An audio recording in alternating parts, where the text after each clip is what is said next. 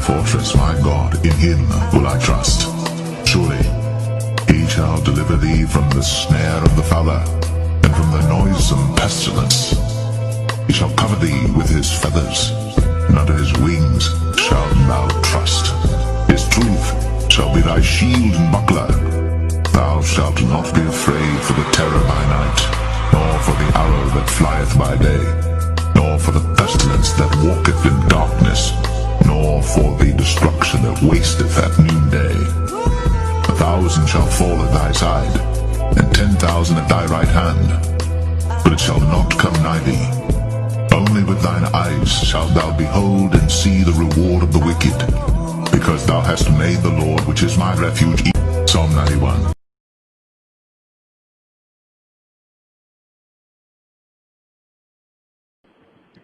Alright, you guys, we're going to start on today's lesson, which will cover the book of Revelations, or the Revelation of John, chapter 18, which we already talked about earlier, chapter 17, and destruction of Babylon, and basically going to piggyback off of that and really get into Revelation 18. Now, first of all, I want to start off with giving all honors and thanks to Yahweh by Hashem Yahushua. Barak Yahweh, Barak Yahushua, Barak Yahweh, Barak Yahushua.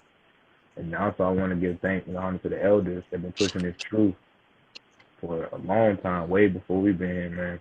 And I also want to thank you, Ak and Akwar, listening, learning, supporting us, man, just everything. Appreciate all y'all.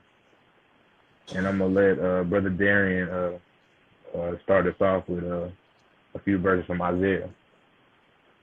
Chapter 33, he's going to start with 33. Got you. So I'm in Isaiah 33:6. And this verse is basically telling you about, how to survive, one, in life, and two, just in general, when things go left and you might not have your Bible in your hand or things like that. And it says, and wisdom and knowledge shall be the stability of thy times and strength of salvation. The fear of Yahweh is his treasure. So what he's saying is, that's what's going to help you through everything. Wisdom, you have wisdom, then you pertain everything else. Wisdom and knowledge is the beginning of everything. When you have wisdom and knowledge of this word, then you'll continue to fear Yahweh, Bahashem Yahweh Shai, and stick to the commandments, which will also lead to righteousness, patience, meekness, and so on and so forth. Isaiah 14:24, and it says, the Lord of hosts, Yahweh Bahashem Yahweh Shai, has sworn, saying, surely as I have thought, so shall it come to pass, and as I have purposed, so shall it stand. So basically, whatever he says, whatever he thinks, is going to come true. The last ones that I'm going to go through Isaiah 34. And I'm going to read verses 1 through 5. Yeah. And it says, Isaiah 34 is basically talking about how Edom will fall. Verse 1, come near, ye nations, to hear, and hearken, ye people, let the earth hear, and all that is therein, the world, and all things that come forth of it. Verse 2, for the indignation of the Lord is upon all nations, and his fury upon all their armies. He hath utterly destroyed them, he hath delivered them to the slaughter. 3, their slain also shall be cast out, and their stink shall come up out of their carcasses, and the mountains shall be melted with their blood. And all the host of heaven shall be dissolved, and the heavens shall be rolled together as a scroll, and all their hosts shall fall down as the leaf falleth off from the vine, and as a failing fig from the fig tree. For my sword shall be bathed in heaven. Behold, it shall come down upon Adunia, and upon the people of my curse to judgment. So what he's talking about, like I just said before, he's talking about, the fall of Esau, Edom. And he also throws in how upon the people of my curse to judgment. So basically, talking about the fall of Edom. Pretty like how he says in Matthew, he's not coming to bring peace, but a sword. And then I'm going to pass it to Brother Paris so we can start off in Revelations 18. Exactly. So to piggyback off of that, he read that just to talk about this. Yahweh was talking about foreshadowing, just telling you what was going to happen to Edom, which will become Babylon, which is today modern day America, NATO, Europe, European countries. So that's just him prophesying beforehand of the fall of Idumea. So we're going to jump into Revelation 18 and the lament over the fallen Babylon. And I'm going to read verses 1 through 8. I'm going to stop and explain here and there, but I'm going to read 1 through 8. Verse 1, and all these things I saw another angel come down from heaven, having the great power of the earth, lighting with his glory. And he cried mightily with a strong voice, saying, Babylon, the great is fallen. It is fallen, it has become a habitation of devils, and the hold of every foul spirit, and the cage of every unclean and hateful bird. So basically the angel from above, which is the angel which you know is the saints of the Most High, Yahweh, basically was telling or foreshadowing, which you know the saints are the prophets, which are the people who've been pushing this truth, this message, who basically wrote this Bible, who've gotten the word from Yahweh. So that's who he's talking about, the angels, the saints. So basically he's talking about the fall of Babylon and how the habitation of devils. Well, just now you talk about we have like the sex trafficking, we have the pedophilia, we have everything going on here that is wicked. Everything lies in wickedness. Nothing really it has nothing to do with righteousness with Yahweh, doing the right thing, doing good for people as a whole. Not just talking about Israel, but just doing right, period, as just being a righteous person. That's what it's talking about. Like, this is just an unclean inhabitant for just foul people and foul spirits, because that's all it inhabits. Verse 3, for all the nations have drunk of the wine of her wrath, her fornication, and the kings of the earth have committed fornication with her.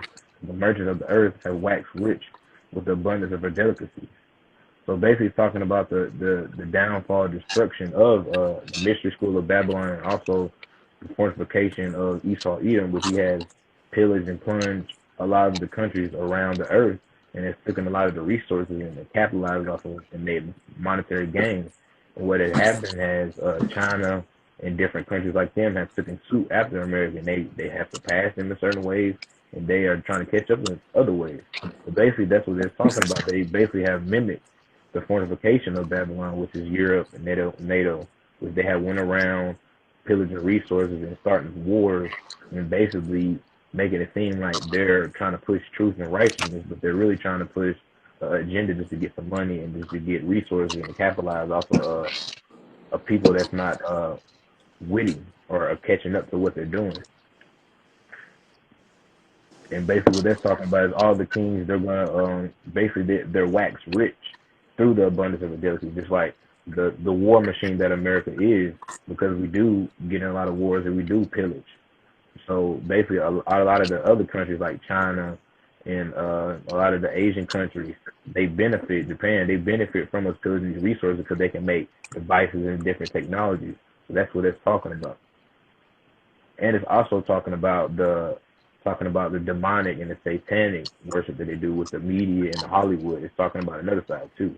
It's also talking about like resources, and it's also talking about the spiritual side. It's talking about portraying the image of Satan and covertly in different ways in different religion systems. That's also what it's talking about. And I'm gonna jump down to 4. And basically this is talking about warning the escape of Babylon's judgment. Basically what we're talking about is the destruction and the fall of Babylon. And 4, and I heard a voice from heaven saying, come out of her, my people, that ye not partakers of her sins, that you receive ye are not of her plagues. So basically that's talking about us. That's pertaining to the Israelites. And that's talking about where we need to repent. And also we need to formulate a plan to how we need to be independent and free ourselves from this. We're not supposed to be attached to Babylon, because Babylon has plagues and it has certain things that's supposed to befall them. So we're supposed to understand, just like we talked about earlier in Isaiah 14, and also the coming of the Medes, which is Iran, which is in Isaiah 13 and 17, which we already talked about that earlier in another video, but I'm just touching on to let you know, is that we understand these things are coming, and if they're coming quickly, and we see them formulate, just like we've seen the chief of the United States Army, he's in Israel right now trying to negotiate tensions between Israel and Iran. So we already see Yahweh working in motion, which he already said he is in the hearts of kings. He controls the hearts of kings, which means not just Israel kings, everybody's kings. So I'm going to jump to verse 5. For her sins has reached up to heaven, and Yahweh has remembered her iniquities. He remembers everything he's done to Israel and all the nations, over the years' time. I'm not talking about just recently. We're talking about over the past 1,000 years, all the wickedness they have done. The sixth, reward her as she rewarded you. Double unto her according to her works. And the cup which she shall fill her to her double. So basically, it's talking about all the unrighteousness, all the wickedness that she has done. Basically, you're going to reward her double. So basically, just like it says in Revelation, where it says, "He that leadeth in captivity shall go into captivity." That's basically what it's talking about. Is like all this wicked things where they've been pillaging other people's resources, taking them, bombing people, all this stuff. That's coming back on them tenfold. Thus says Yahweh. He says you got that cup, just double, because you've been out here doing wicked. You haven't been held accountable for so long. So you gotta understand that Yahweh's been taking account of all this stuff. So it's not blown over. It's not gonna just go away. No money can buy you out of this. Verse 7.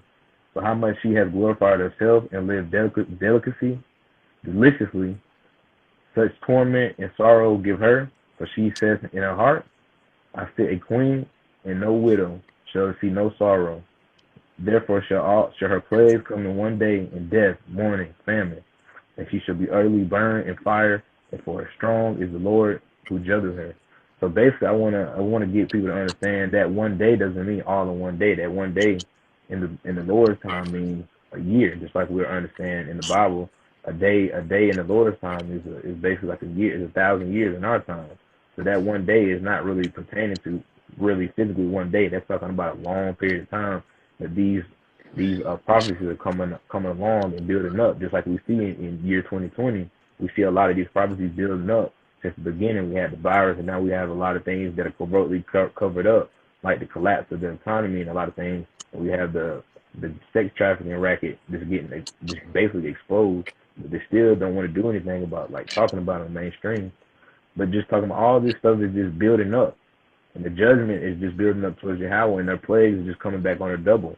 Because eventually everybody's going to see the wickedness that's in there, and they're going to turn on it. So I just want to jump down to Isaiah 13:19-20. And Babylon, the glory of kingdoms, the beauty of the Chaldeans, excellently shall as be when Yahweh overthrew Sodom and Gomorrah.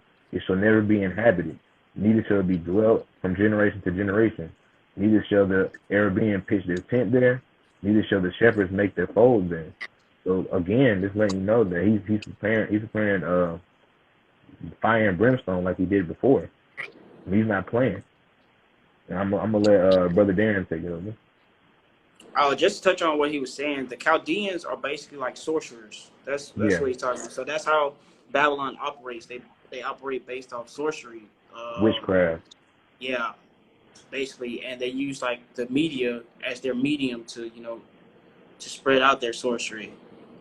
Before we continue on, I'm gonna jump to 2 Peter, chapter 3, verse 10, and it says, "But the day of the Lord will come as a thief in the night, in the which the heavens shall pass away with a great noise, and the elements shall melt with fervent heat. The earth also and the works that are therein shall be burned up." So, for people who are paying attention, he's constantly giving signs and wonders in the earth. Can't remember what verse that is right now off the top of my head. But I know you're talking about. We're gonna touch on it.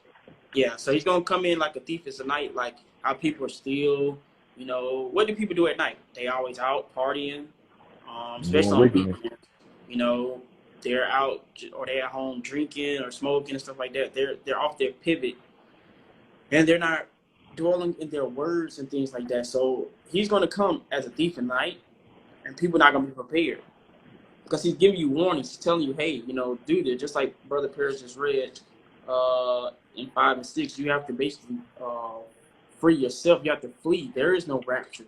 The rapture, what people think is going to happen, that's not going to happen. It's a different type of rapture. Doctrine. Right. But you have to flee yourself. And I'm sure Brother Paris was drop a link of another brother who did a video on Isaiah 14 if you want to go more in detail on that one. But back to Revelations 18, I'm going to start off in verse 9, and I'm just going to dwell, 9 through 19, basically. So it says, "And the kings of the earth who have committed fornication and lived deliciously with her shall bewail her and lament for her when they shall see the smoke of her burning." So basically, as America is falling, they're going to be upset because they lost so much resources and things like that, because America's nothing but a huge corporation. 10, standing afar off for the fear of her torment, saying, Alas, alas, that great city Babylon, that mighty city, for in 1 hour is thy judgment come.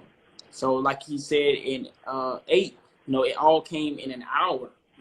That hour might feel like forever, but judgment is going to be for an hour, and this is going to be straight destruction.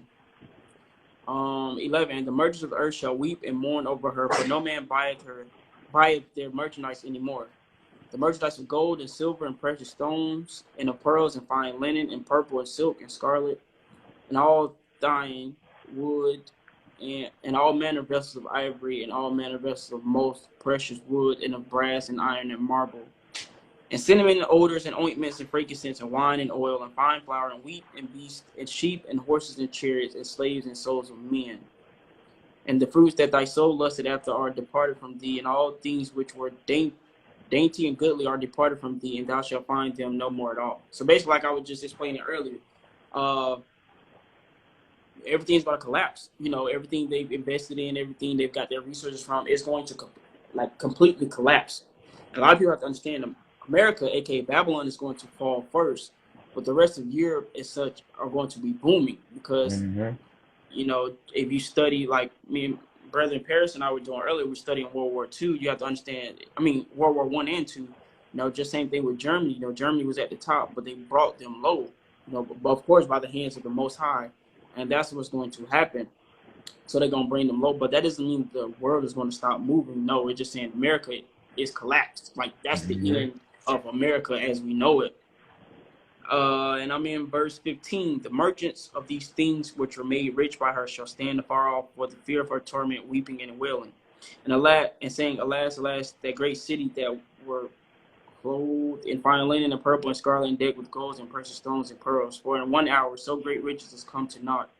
And every shipmaster and all the company and ships and sailors and as many as trade by sea stood afar off. So they're still weeping because they lost all their investments. Some people probably put all their money and things in there, and they have nothing now. And cried when they saw the smoke of her burning, saying, What city is like unto this great city? And they cast dust on their heads and cried, weeping and wailing, saying, Alas, alas, that great city wherein were made rich all that had ships in the sea by reason of her coastlines.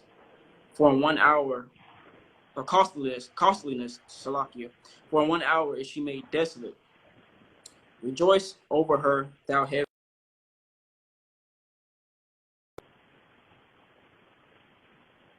What a lot of people have to understand is, so these merchants and such, that were lost in these worldly things, and they were so drunken and out of it that they were only worrying about profit and such, and not how the city of Babylon, the whore, went about operating things, off the blood, getting drunk off the blood of the saints, and individuals that were trying to warn individuals about this place. And same thing like Noah, they're not going to realize it until it's too late because they didn't want to adhere to it, so they lost everything, and the majority of them are going to lose their lives, of course. But that's just the price they pay because, you got the men of the Lord out here teaching the word and telling them, hey, you need to do this, you need to do that, and get right. And a lot of people are not listening, so it's going to fall. Everybody who's investing in the stock market, whatever you want to call it, it's all going to collapse. I'm going to jump to 2nd Esdras. And I'm reading chapter 9. And I'm gonna read the first 5 verses. We'll do a breakdown. I guess we got another video, Paris. We got to do a breakdown of Daniel 7. I was just typing. Got another video. We'll do a video for you, but we got you, bro. Bet. So, verse 1. He answered me then and said, Measure thou the time diligently in itself, and when thou seest part of the signs pass, which I have told thee before, then shalt thou understand that it is the very same time wherein the highest will begin to visit the world which he made. Therefore, when there shall be seen earthquakes and uproars of the people in the world, then shalt thou well understand that the Most High spake of those things from the days that were before thee, even from the beginning. For like as all that is made in the world hath a beginning and an end, and the end is manifest. So if you've been paying attention and studying and showing yourself approved, then you'll understand these signs and wonders whenever you see earthquakes in this city or earthquakes in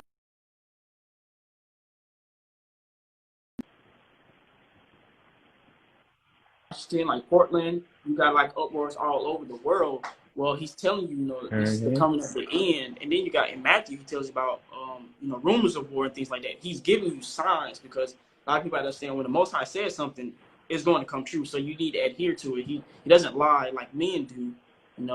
When he says something and speaks something, it's going to happen.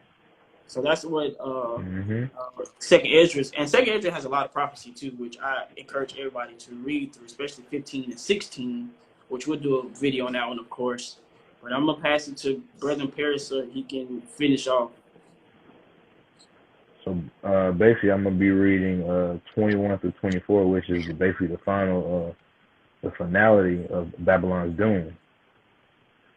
And a mighty angel took a stone like a great millstone and cast it into the sea, saying, "Thus with violence shall that great city of Babylon be thrown down, and shall be found no more at all."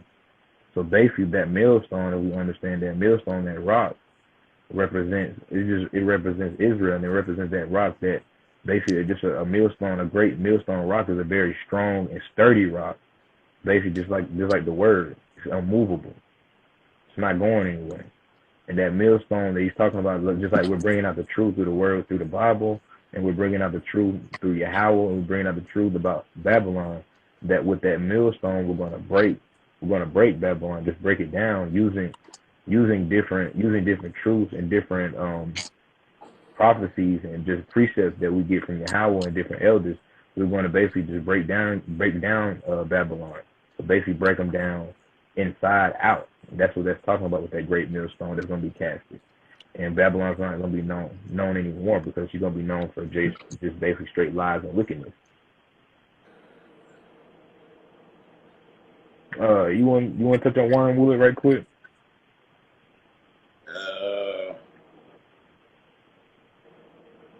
You can explain it to him. Yeah, we'll get that later. I got you, CJ. I got you, man. And the voice of harpers and musicians and pipers of trumpets shall be heard no more at all. No craftsman whatsoever shall be crafted he be shall be found any more in thee. And the sound of the millstone shall be heard, and no more at all in thee. So basically, just like Brother Darren talked about earlier, how he talked about there's not going to be any work here. There's not going to be no musicians. There's not going to be anything here. This is going to be basically desolate, dead. So basically, so that's just letting you understand that this is not a place we got to inhabit, that we have to flee. Just like we talked about earlier, we have to prepare ourselves. In verse 23, and light a candle, and it shall shine no more at all in thee. And the voice of the bridegroom and the bride shall be heard no more at all in thee. For thy merchants were great men of the earth, but by thy sorceries were all nations deceived. So that's basically what it's talking about, is that bride and that bride that shall be heard no more. They're talking about Babylon, and the merchants are the men, or the kings, or the rich men. You know how you have your Bilderberger, you have your Bill Gates, you have Warner Brothers, different people like that make investments in America, but they're not really a citizen of America.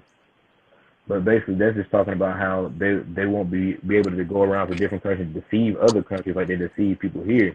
People will know what they did here in Babylon, and they won't let them market there no more. They won't let them put their business there. They will shut them down. So basically, what they're talking about, they will understand that, okay, we understood that Babylon went this wicked way, and Yahweh brought them down and destroyed them. So in order for us not to be destroyed, we got to turn away from Babylon. So everybody that comes out of her and is trying to do business elsewhere, they're going to get shut down. And you're going to see this. You're going to see this happen all over here. Mm-hmm. Let people know, like, the world is still going to be, like, moving. America is just going to collapse. It's not the end. This is not talking about the end. We're not talking about the end. Not yet. In her was found the blood of prophets and of the saints, and all were slain upon the earth. So basically, just like Brother Dan was talking about, basically they're getting drunk off the blood of the prophets, the saints, which are the Israelites, which they perpetuate every day. They do certain rituals, sacrifices. You have certain people in the industry that sacrifice their parents, their moms. Just like I Children. talked about with a family member earlier yesterday. People don't understand that man Kanye West is mentally destroyed. Because if you went through what he went through, no man would be sane. Just like you said, oppression would drive a man insane. If you had to give up your mom and been in a cult, a satanic cult, your whole life, and then sold out your kids, and then found out all this is false, you're not gonna be thinking clearly, man. You're gonna be thinking irrational, man. So I want people to put everything in perspective, what they're going through, and understand, like, that's why we tell you got to get away from this stuff, because it will destroy you, and there's no turning back from it. They stuck on riches. Exactly, man. It's not our home. We not exactly. And if you're trying to get riches, you gotta understand who owns the bank. That's the devil. So if you're trying to get this money, you got to do deals with him, and he ain't doing good deals. It's all bad. He didn't see too much, man. He lived too much. When you live on that side, bro, it's going to destroy you, man. I don't care if you stay there for a year. That 1 year is going to take so much out of your life, bro. It is, man. You can look at anybody that's dealt with that industry, but they always come out something taken from them. They don't take something from them. That's what the devil do. They got to take something from you. He's not going to give you nothing because that's not in him. He ain't got nothing to give you. And I want to just close it out with Ecclesiastes 39:20, chapter 39. I'm going to go through verses 28 through 33. Hey, that's the book of Sirach, not in the regular Bible. That's an apocrypha. No, yeah, the book of Sirach. For people who don't, the book of Sirach. There be spirits that are created for vengeance, which their fury lay on sore strokes. In the time of destruction, their power out of their force, and appease the wrath of him that made them. So we're talking about Yahweh, and we're talking about these different spirits of vengeance or destruction or carnal or violence. And all these are made by Yahweh, and they're here to appease Yahweh for his purpose. So you get to understand that he does it. He does the wickedness. He does the evil. Fire, hail, famine, death, all these things created for vengeance. All these things are created by Yahweh. 30. The teeth of wildebeest, the teeth of wild beasts, scorpions, serpents, and the sword of punishing the wicked to destruction. All created by Yahweh. 31. They shall rejoice in his commandment. They shall be ready upon the earth when need is. When their time is to come, they shall not transgress his word. So we're talking about the saints right here. He's talking about they will know, just like we're talking about. That's why we're talking about you need to get an understanding of this word, understand the times that are at hand and the prophecies, because we would know when the time's upon hand and what is needed for that time. Just like in the days of Noah, Noah understood what he needed and he was prepared when the time was to come. And we will follow the law. We will never transgress it again because we'll understand that following the law is saving our lives. Verse 32. Therefore, from the beginning, I resolved and I thought upon these things, and I had left them in writing. And all these works of Yahweh are good, and I will give everything needful thing in its due season. So basically, we're just closing out talking about how this was written and how this was written in the good of Yahweh to give everybody what they needed in due season, in due time, to give everybody understanding, to give everybody the extra push to make it. To get over the hump. It gets hard. People pushing against you, fighting against you, or they might not be understanding, or they might, when you have somebody that's on a different wavelength, or they're thinking negatively, and you trying to bring in positivity, they're not going to be with it, and it's always going to drain you. So understanding that Yahweh gives you understanding and gives you patience and gives you different spirits of wisdom and energy. Just to give you understanding and get you pushed through, because understand this is a mental journey, it's a physical journey. And with that, I'll let Brother Dan close us out. And that was basically a breakdown of Revelation 18. If you guys that one, you can add on. Not really. I give like a little commentary, but basically what we just read through was just the fall of Babylon. Like I've said many times before in this video, that just because America falls does not mean it's the end of that one. And we'll tag a video. I got another brother that did a breakdown of Isaiah 14, which I think everybody should read through, because there really isn't like a rapture what people have been reading, or not reading, but hearing at church. That's not how that one goes. He wants you to free yourself. Like you have to flee yourself, you know, and you got to be pilgrims of the earth, and that's how you got to go about it. He'll be like at that point when destruction and chaos ensues, just like we read in the beginning. You know, you have to have wisdom and knowledge and wisdom to be stable in these times, because it's going to be so chaotic. You're not going to have time to think. It's going to be more of like, oh, based off what you've learned. Like it's the final test, basically. You don't want to fail the final test, of course not. But you just have to continue to read and study and show yourself approved. We're gonna keep doing breakdowns and revelations, because I know it's a lot of you know, word usage that's confusing, and a lot of personifications and things like that in here, and other things that are confusing people. So we just give breakdowns and such to help individuals understand what's going on. We did one on 17 the other day, 18. I don't know what the next one is. Brother Perry's got to let me know what the next one is. We definitely do a breakdown on Daniel 7, like one of the asked for. Yeah, that'll be coming up soon. Yeah. And we also got a video we're gonna be doing about the Greek. We're gonna be doing Greek breakdown. We're gonna be doing a flat Earth breakdown. We're gonna be doing a lot, man. We got it lined up. Yeah, we got a lot lined up, especially John 3:16. That one too. I got a breakdown for that one. Patience of the saints. We got a few lined up, man. And yeah, CJ. That's basically what that was created for, to get you a weak mindset. That's basically what the whole doctrine was. That's basically what that Christianity. That's why we tell people we don't tie ourselves to Christianity, because that's not really in the Bible. It's a Mashiach. That's what we try to get understand. We're Hebrew. It's not a religion. This is the way of life. This is understanding how you're supposed to live. So we try to separate from that cult personality of a religion. Even though this is a culture, this is a cult. Because anything that's a culture is a cult. You can understand that. So if people tell you something is a cult, they're in a cult because they have a culture. Everybody's in some type of cult. Yeah, they just demonize the word. You know how that one goes. Yep.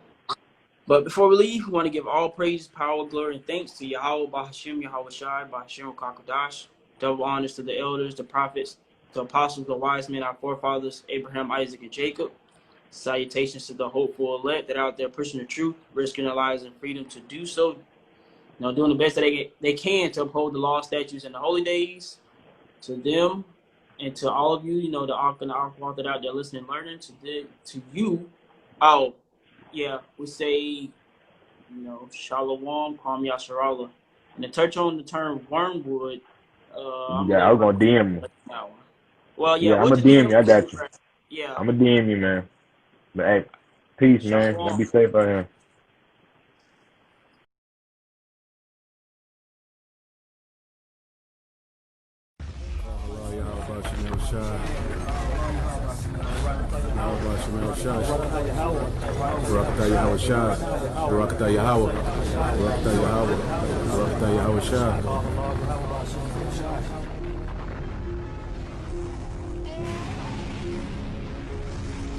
Even as Sodom and Gomorrah, and the cities about them in like manner, giving themselves over to fornication, and going after strange flesh, are set forth for an example, suffering the vengeance of eternal fire. Behold, I will stir up the Medes against them, which shall not regard silver, and as for gold, they shall not delight in it. Their bows also shall dash the young men to pieces, and they shall have no pity on the fruit of the womb. Their eye shall not spare children. And Babylon, the glory of kingdoms, the beauty of the Chaldees' excellency, shall be as when God overthrew Sodom and Gomorrah. It shall never be inhabited, neither shall it be dwelt in from generation to generation, neither shall the Arabian pitch tent there, neither shall the shepherds make their fold there. But wild beasts of the desert shall lie there, and the houses shall be full of doleful creatures, and owls shall dwell there, and satyrs shall dance there. And the wild beasts of the islands shall cry in their desolate houses, and dragons in their pleasant palaces. And her time is near to come, and her days shall not be prolonged. How about you, man?